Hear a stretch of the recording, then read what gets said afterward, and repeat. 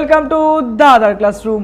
মাধ্যমিক অর্থাৎ ক্লাস 10-এর প্রথম ইউনিট টেস্টের জীবনবিজ্ঞানের মোস্ট ইম্পর্টেন্ট সাজেশন। দেখো, তোমাদের ক্লাস 10-এ জীবনবিজ্ঞানের ফার্স্ট ইউনিট টেস্টে দুটো চ্যাপ্টার রয়েছে। প্রথম চ্যাপ্টার জীবজগতের নিয়ন্ত্রণ এবং সমন্বয়, এবং দ্বিতীয় চ্যাপ্টার জীবনের প্রবাহমানতা। এখান থেকে শুধুমাত্র কোষ বিভাজন এবং কোষচক্র রয়েছে, অর্থাৎ জননের আগে পর্যন্ত কিন্তু আমাদের ফার্স্ট ইউনিট টেস্টে রয়েছে। এবার দেখো, জীবজগতের নিয়ন্ত্রণ এবং সমন্বয় অর্থাৎ প্রথম চ্যাপ্টারের জীবনবিজ্ঞানের মোস্ট ইম্পর্টেন্ট প্রশ্ন। যেমন ধরো, ফটোটপিক চলন সংজ্ঞাগুলো পড়বা, অর্থাৎ কাকে বলে। অনেক সময় প্রশ্ন দেয় যে ফটোটপিক চলন কাকে বলে, বা ফটোটপিক চলনের সংজ্ঞা দাও। তারপর যেরকম ধরো জিওট্রপিক চলন, এটা দেখো 2006 এসেছিল, ইম্পর্টেন্ট একটা প্রশ্ন। ট্রপিক চলন 2006 এসেছিল, এটা ইম্পর্টেন্ট। অনাল গ্রন্থি বা অন্তঃক্ষরা গ্রন্থি 2010-এ এসেছিল, মাধ্যমিকে আসা প্রশ্ন এগুলো সব। ট্যাকটিক চলন সাইন্যাপস দেখো 2006 2009 এসেছিল। ন্যাস্টিক চলন পার্থনোকার্পি কিন্তু one of the most important প্রশ্ন। তারপরে মিশ্র স্নায়ু প্রতিবর্তক ক্রিয়া, এগুলো ইম্পর্টেন্ট। যেরকম ধরো 2010 প্রতিবর্তক ক্রিয়া দেখো 2010-এ 2011 2014-তে এসেছিল। অর্জিত প্রতিবর্তক ক্রিয়া কাকে বলা হয়, এগুলো কিন্তু সবই কিন্তু সংজ্ঞা, অর্থাৎ আমি যা যা দিলাম এগুলো সব সংজ্ঞা আকারে পড়বা। দেখো 2005 2010-এ এসেছিল অর্জিত প্রতিবর্তক ক্রিয়া। এবং তার পাশাপাশি মায়োপিয়া কি, বা অনেক সময় দেয় যে মায়োপিয়া রোগ দূরকরণের জন্য আমাদের কি ব্যবহার করতে হবে, কোন ধরনের দর্পণ ব্যবহার করতে হবে, এই ধরনের প্রশ্ন কিন্তু হতে পারে। এবার আসছি পার্থক্য, মোস্ট ইম্পর্টেন্ট পার্থক্য।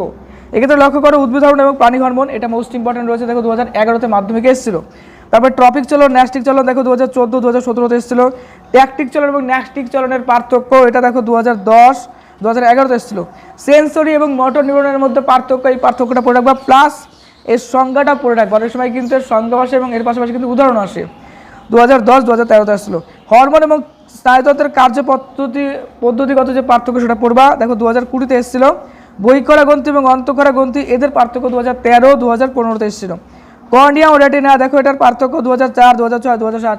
এগুলো কিন্তু মোস্ট ইম্পর্টেন্ট, মাধ্যমিকে আসা প্রশ্ন, তোমাদের টেস্ট পরীক্ষাও কিন্তু দিতে পারে, এবং তার পাশাপাশি কিন্তু ইউনিট টেস্টও ইম্পর্টেন্ট। আর এই প্রশ্নগুলো শুধুমাত্র আমি তোমাদের ইউনিট টেস্ট ভেবে দিচ্ছি না, তোমরা যেহেতু মাধ্যমিক দেবে 2027-এ, তো 2027-এর মাধ্যমিকের কথা ভেবেই কিন্তু আমি এই প্রশ্নগুলো তোমাদেরকে দিচ্ছি। তারপরে দেখো, টেস্টোস্টেরন স্ট্রোজেন এবং প্রোজেস্টেরন এর উৎস এবং কাজ, এর থেকে যে কোনো একটা প্রশ্ন কিন্তু আসতে পারে। ম্যাক্সিমাম ইম্পর্টেন্ট কিন্তু এটা, ম্যাক্সিমাম স্কুলে কিন্তু এই প্রশ্নটা দেয়, পড়বা। সংবেদনশীলতার দুটি উদাহরণ সহ ব্যাখ্যা করো, এটাও ইম্পর্টেন্ট। দেখো 2025-এ এসেছিল, তো তোমাদের 2027 মানে তোমাদের ক্ষেত্রে অড নাম্বারের ব্যাপারটা আসছে 2027, তো এটা কিন্তু ইম্পর্টেন্ট রয়েছে। হরমোনকে জীবদের রাসায়নিক সমন্বয় সাধক বলে কেন, বা কেমিক্যাল মেসেঞ্জার কেন বলা হয়, 2003 2007। তারপরে এখানে হবে, দেখো এটা হবে 2000 হবে, এটা 2016 হবে, এটা 2016-তে এসেছিল। এবার দেখো, কৃষিকার্যে সংশ্লেষিত উদ্ভিদ হরমোনের দুটি ব্যবহারিক প্রয়োগ লেখো, অর্থাৎ হরমোনের দুটি ব্যবহার আমাদের লিখতে হবে উদ্ভিদ হরমোনের, ইম্পর্টেন্ট রয়েছে, অবশ্যই পড়বা। চলে আসছে নেক্সট, উদ্ভিদের বৃদ্ধিতে অক্সিজেন হরমোনের 3টি ভূমিকা লেখো। দেখো এটা 15 এবং 25-এ এসেছিল। এবার লঘু মস্তিষ্ক সেরিব্রোস্পাইনাল ফ্লুইড অর্থাৎ সিএসএফ, মেনিনজেস এর অবস্থান কাজগুলি লেখো। এই প্রশ্নটা এইভাবে আসে অনেক সময়, সিএসএফ এর পুরো নাম কি এবং সিএসএফ এর কাজ লেখো, মেনিনজেসের কাজ কি, এগুলো কিন্তু আসে, ভালো করে লিখবা। বা মেনিনজেস কি, এই ধরনের প্রশ্ন হয়। হরমোনকে দৈত্য নিয়ন্ত্রক বলা হয় কেন, কিংবা হরমোনকে ফিডব্যাক বলা হয় কেন, হরমোনের ফিডব্যাক নিয়ন্ত্রণ। এবার আসছে নেক্সট মোস্ট ইম্পর্টেন্ট প্রশ্ন, অনেক সময় দেয় 2 মার্কসের প্রশ্ন হিসেবে, মাধ্যমিকে দেয়, তোমাদের ইউনিট টেস্টে। বামনত্ব, ডায়াবেটিস ইনসিপিটাস, গলকণ্ঠ, এই সমস্ত রোগগুলির উপসর্গগুলি লেখো, কিংবা দিতে পারে যে এর কারণ কী কারণে হয়। নেক্সট, মানব মস্তিষ্ক, যেরকম ধরো গুরু মস্তিষ্ক হতে পারে, লঘু মস্তিষ্ক হতে পারে, সুষুম্না শীর্ষক হতে পারে, এদের একটি করে কাজ, এবং মেনিনজেসের কাজ যেটা বললাম সেটা। এরপরে অক্সিন, সাইটোকাইনিন এবং জিওডিনের উৎস এবং দুটি করে কাজ লেখো, এটা কিন্তু ভালো করে পড়ে রাখবা, বড় প্রশ্ন ফার্স্ট ইউনিট টেস্টে আসার চান্স ম্যাক্সিমাম রয়েছে। এরপরে কাকে আপদকালীন হরমোন বলা হয়, কেন বলা হয়, এটা পড়বা। তারপরে মাছের সন্ত্রণে মায়োটম পেশির পটকার ভূমিকাগুলি লেখো। যেরকম তোমাদের একটা প্রশ্ন আছে যে কাকে মাস্টার অফ গ্ল্যান্ড অর্থাৎ প্রভুগ্রন্থি বলা হয়, এই প্রশ্নটা ভেরি ইজি প্রশ্ন। পিটুইটারিকে বলা হয়, কারণ পিটুইটারি কী করে, আমাদের বডির টোটাল যত রকমের হরমোন গ্রন্থি আছে টোটাল ক্ষরণ ক্রিয়া কিন্তু পিটুইটারি কন্ট্রোল করে, যে কারণে পিটুইটারিকে আমরা কী বলি, প্রভুগ্রন্থি বা মাস্টার অফ গ্ল্যান্ড বলি। এই ধরনের প্রশ্ন এখন একটু তুলনামূলকভাবে কম দিচ্ছে, কারণ সোজা প্রশ্ন, এখন একটু ক্রিয়েটিভ টাইপের প্রশ্ন দিচ্ছে মাধ্যমিক, একটু লক্ষ্য করে দেখবা প্রিভিয়াস 2-3 বছরের মাধ্যমিকের প্রশ্নগুলো দেখবা যে একটু ক্রিয়েটিভ টাইপের প্রশ্ন দিচ্ছে স্যারেরা। তো তার জন্য অবশ্যই একটু প্রিপারেশনটা একটু ডিফারেন্স লেভেল নিতে লাগবে, আগেকার মতো নেই, এখন দিন যাচ্ছে, কোশ্চিন সবই কিন্তু নর্মাল হচ্ছে না, ডিফারেন্স লেভেলে হচ্ছে। তো প্রিপারেশনটাও এখন থেকে যদি নিতে থাকো একটা বেটার রেজাল্ট করতে পারবে। প্রাণী হরমোনের 3টি বৈশিষ্ট্য লেখো, অন্ধবিন্দু কি, এর কাজগুলি লেখো। এটা one of the most important. অন্ধবিন্দু কি, এর কাজ লেখো। এরপরে দেখো মানব নিউরনের চিত্র অঙ্কন করো। এটা ছবি আসে 5 নম্বরে, তোমাদের ফার্স্ট ইউনিট টেস্ট ইম্পর্টেন্ট, কিন্তু মাধ্যমিকের জন্য এবছর ইম্পর্টেন্ট নেই। চ্যাপ্টার 2 জীবনের প্রবাহমানতা। এখান থেকে কিন্তু সবটুকু পড়তে হবে না, শুধুমাত্র কোষ চক্র পর্যন্ত পড়তে হবে। আর এখানে দেখো জননের আগে পর্যন্তই কিন্তু আমাদের প্রথম ইউনিট টেস্টের সিলেবাসে রয়েছে, বুঝলে তো।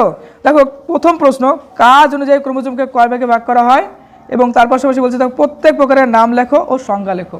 তো এটা কিন্তু ভালো করে পড়ে রাখবা, ওকে। আর তার পাশাপাশি দেখো আমাদের বডিতে কতগুলো ক্রোমোজোম আছে, 46টি, অর্থাৎ 23 জোড়া ক্রোমোজোম থাকে। এই বিষয়গুলো কিন্তু খেয়াল করে পড়বা। তো এইটা হচ্ছে বিষয়। তারপর দেখো ক্রোমোজোম, ডিএনএ এবং জিনের মধ্যে সম্পর্ক লেখো। 2 মার্কসের প্রশ্ন, one of the most important. কিন্তু দেখো 2 মার্কসের প্রশ্ন, এই প্রশ্নটা খুব দেয়। ক্রোমোজোম, ডিএনএ এবং আরএনএ এর মধ্যে, ক্রোমোজোম, ডিএনএ এবং জিনের মধ্যে সম্পর্ক, one of the most important 2 marks প্রশ্ন। কি বলতো, ক্রোমোজোম, ডিএনএ এবং জিনের মধ্যে সম্পর্ক। নেক্সট, অ্যামাইটোসিস, মাইটোসিস এবং মিওসিসের সংজ্ঞা দাও। সঙ্গে কিন্তু সংজ্ঞা বললে কিন্তু শুধুমাত্র কাকে বলে সেটা লিখবা না, তার পাশাপাশি লিখবা কি বলতো, এর যে কোথায় দেখতে পাওয়া যায়, কোন সমস্ত জীবজন্তুতে সেটাও দেখবা, মানে কোন সমস্ত প্রাণী বা উদ্ভিদে সেটা লিখবা, এবং পারলে 2-1টা বৈশিষ্ট্য লিখে দেবা, ওকে। কারণ 2 মার্কসের প্রশ্ন হতে পারে কিংবা 3 মার্কসের প্রশ্ন হতে পারে। আচ্ছা, এই রিলেটেড কিছু প্রশ্ন হয় তোমাদের, কীরকম, মাইটোসিসকে সমবিভাজন বলা হয় কেন, বা সদৃশ বিভাজন বলা হয় কেন, মিওসিসকে রাজবিভাজন বলা হয় কেন, বা মিওসিসের তাৎপর্য লেখো, বা অনেক প্রশ্ন হয় যে মিওসিসের ক্ষেত্রে ক্রোমোজোম সংখ্যা ধ্রুবক থাকে কেন। এই টপিকগুলো কিন্তু পড়বা, যদি পারো ছবি এঁকে দিও, খুব ভালো হয়, এক্ষেত্রে ফুল মার্কসের একটা ব্যাপার থাকে। নেক্সট দেখো, অবস্থান অনুযায়ী ক্রোমোজোমকে কয় ভাগে ভাগ করা হয়, প্রত্যেক প্রকারের সংজ্ঞা সহ ব্যাখ্যা করো। ইম্পর্টেন্ট প্রশ্ন, তো এটা পড়বা। এরপর দেখো মাইটোসিসকে সমবিভাজন বলা হয় কেন, মিওসিসকে রাজবিভাজন বলা হয় কেন, বললাম এটা। হ্যাপ্লয়েড সেট ক্রোমোজোম ও ডিপ্লয়েড সেট ক্রোমোজোম কাকে বলে, উদাহরণ দাও। হিস্টোন এবং নন হিস্টোনের প্রোটিনের মধ্যে পার্থক্য। এই প্রশ্নটা খুবই কম করা হয়, তো খুবই কম টাইপের এই প্রশ্নটা হয়, কিন্তু যে সমস্ত স্কুলে ধরো একটু কঠিন টাইপের প্রশ্ন হয় সেখানে কিন্তু হিস্টোন এবং নন হিস্টোন প্রোটিনের মধ্যে পার্থক্যটা কিন্তু দেয়। ইউক্রোমাটিন এবং হেট্রোক্রোমাটিনের মধ্যে পার্থক্য, এটাও কিন্তু খুবই কম করা হয়, কিন্তু যে সমস্ত স্কুলে একটু টাফ কোশ্চেন হয় সেখানে এটা দেয়। এবার দেখো মোস্ট ইম্পর্টেন্ট মাধ্যমিকের প্রশ্ন, G0 দশা, G1 দশা এবং G2 দশা এবং তার পাশাপাশি কিন্তু H দশার বৈশিষ্ট্যগুলি লেখো। এটা গুরুত্বপূর্ণ একটা প্রশ্ন। নেক্সট, কোষ চক্রের গুরুত্বগুলি লেখো। এটা খুবই সোজা একটা প্রশ্ন, খুবই কমই দেয় প্রশ্নটা, এটাও কম দেয়। এবার দেখো বৈশিষ্ট্য লেখো, one of the most important, দিতে পারে। দেখো দিলে পারে কিন্তু 3 নম্বর বা 4 নম্বরের একটা প্রশ্ন হতে পারে। কীরকম দিতে পারে, প্রোফেজের বৈশিষ্ট্যগুলি লেখো, বা প্রোফেজে কী কী ঘটনাগুলি ঘটে সেগুলো লেখো। এক্ষেত্রে দিলে পারে প্রোফেজ দশার কিন্তু ছবি সহ তোমরা ব্যাখ্যা করে দিবা। মেটাফেজ দশাও দিতে পারে, অ্যানাফেজ দশাও দিতে পারে, টেলিফেজ দশা হতে পারে। অর্থাৎ এখানে যে 4টে দশা আছে, 4টে দশাই কিন্তু ঘুরিয়ে ফিরিয়ে দেয়, আর এই 4টে দশা কিন্তু পড়ে রাখবা, হ্যাঁ, ছবির সহ কিন্তু। আর এবার কিন্তু তোমাদের ইউক্যারিওটিক ক্রোমোজোমের ছবি, ইউক্যারিওটিক ক্রোমোজোমের ছবি তো ইম্পর্টেন্ট ছিল, যাই হোক তোমাদের কিন্তু কোষ বিভাজনের ছবি কিন্তু ইম্পর্টেন্ট রয়েছে, প্রাণী কোষ এবং উদ্ভিদ কোষের।